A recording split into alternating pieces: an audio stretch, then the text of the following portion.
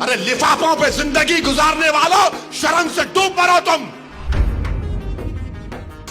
अरे तुमको कुरान करीम दिया ना हाथ में, अल्लाह का कलाम तुम्हारे हाथ में दिया, तुमको उसका भी लिहाज नहीं है और तुम दावा करते हो कौम का। बहुत बोल सकता हूं, याद रखो मेरी जबान को लगाम नहीं है, तुम्हारा घर से निकलना महाल कर दूंगा मैं यहां पे।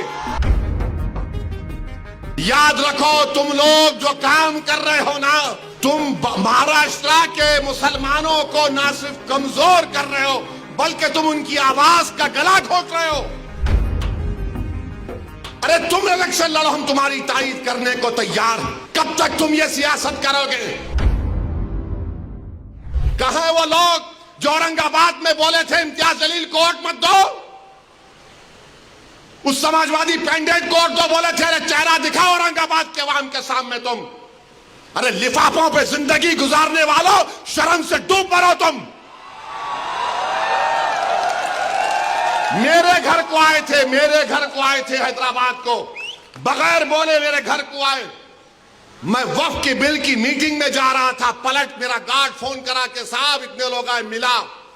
घर पे आए तो मैंने कहा कि मेरा घर इतना बड़ा नहीं है, आप लोग 20 लोगों को ले लीजिए। 20 लोगों को बिठाया, वो बात करे, मैं बात करा, लेटर लिख के दिए, इनको टिकट दो, मला मैं गौर करूंगा। फिर जाने से पहले मैंने एक अल्लाह के वली के अंग्रेजी कुरान का तर्जुमा जो टर्की का छपा हुआ है, उसकी 4 कॉपियां इन जिम्मेदारों को दिया कि आप मेरे घर को आए, ये एक अल्लाह के वली की कुरान का तर्जुमा है। एक एक के हाथ में दिया तो औरंगाबाद जाके बोले हम घर को गए थे, हमारे को चाय तक नहीं पिलाए। अरे आप पहले से बोल देते तो नान खलिया खिला देता मैं आपको। मेरे को नहीं मालूम था कि तुम मेरे घर को खाना खाने आ रहे।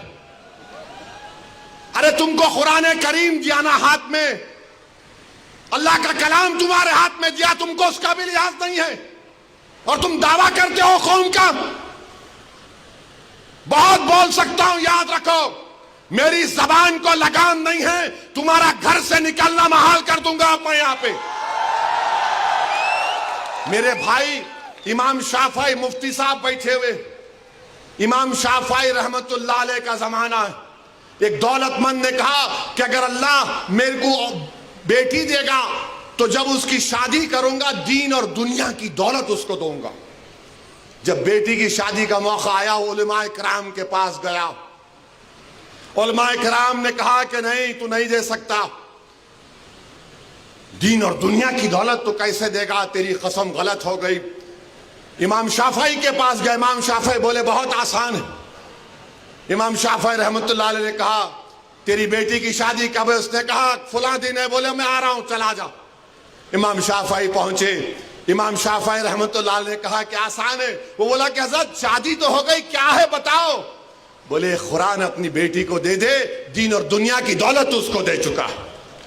मैं उनको दिया, 4 कुरान दिया उनको और बोल के दिया कि आप मेरे घर को आए, मुझे पता नहीं है, मैं वकीलों की मीटिंग में जा रहा था, पलट कर आया आपके लिए, ये कुरान करीम का तोहफा आपको दे रहा हूं। अरे तुमको ओवैसी से मजलिस से नफरत है, मगर कुरान करीम की तो अजमत का तुम लिहाज रख लेते। मैं ये बात इलेक्शन में बोल सकता था मगर खामोश बैठे रहा, मगर आज मजबूरन बोलना पड़ रहा है।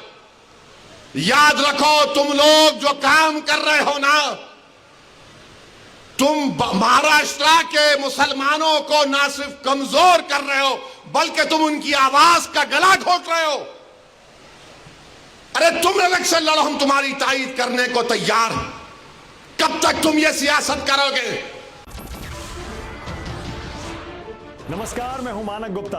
अगर आपको हमारा ये वीडियो पसंद आया हो तो इसे लाइक और शेयर जरूर करें और हां, हमें सब्सक्राइब और फॉलो करना ना भूलें ताकि आप देश और दुनिया की कोई खबर मिस ना करें।